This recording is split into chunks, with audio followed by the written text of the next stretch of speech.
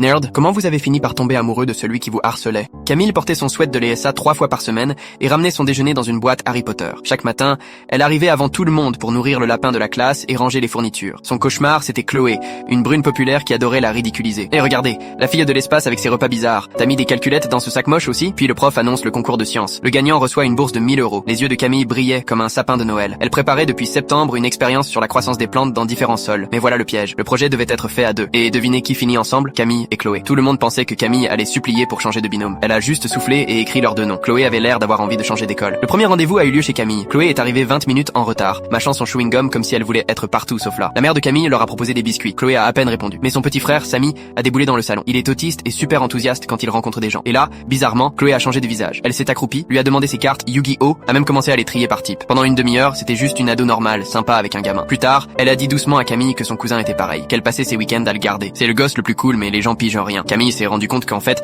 elle n'avait jamais vraiment parlé avec Chloé, juste encaissé ses moqueries. Alors elle a décidé de donner une chance à ce duo forcé. Leur projet, tester quel reste de cuisine faisait le meilleur engrais. Marque de café, coquille d'œuf, peau de banane, rien de fou, mais Camille savait rendre ça passionnant. Et Chloé, à la surprise de tous, s'est mise à noter, poser des questions. Elle a même proposé d'ajouter de la musique aux plantes. Ils se retrouvaient chaque mardi et jeudi. Chloé venait direct après le foot, sans maquillage, cheveux en bataille, mais attentive. Un jour, Camille l'a surprise à prendre des photos des graphiques de croissance. Pourquoi t'agis comme une peste à l'école? A fini par demander Camille. Elles mesurèrent des racines. Chloé a fixé son cahier, parce que tout le monde s'y attend. Mes potes trouvent les intellos bizarres. Si elle savait que ça m'intéresse, elle me laisserait tomber. 3 semaines avant le concours, Chloé est arrivée avec un PowerPoint prêt. Elle avait lu des articles sur les hormones végétales. Camille n'en revenait pas. C'était la même fille qui l'appelait Fric tous les matins. La veille, elles ont répété dans le garage jusqu'à minuit. Chloé connaissait chaque détail. Elle avait même appris le texte de Camille par cœur, au cas où.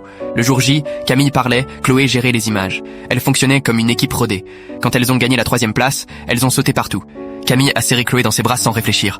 En repartant, une copine de Chloé a lâché. « Alors tu traînes avec la robot maintenant ?» Chloé s'est arrêtée. Elle s'appelle Camille, et elle est 1000 fois plus brillante que nous toutes. Silence général. Même Camille n'a pas su quoi dire.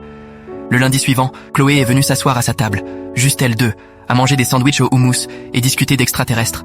Les regards autour, elle s'en fichait. 2 mois plus tard, Chloé a invité Camille au ciné. Pas pour un devoir, juste pour sortir. Elles ont partagé un grand popcorn et se sont disputées sur les incohérences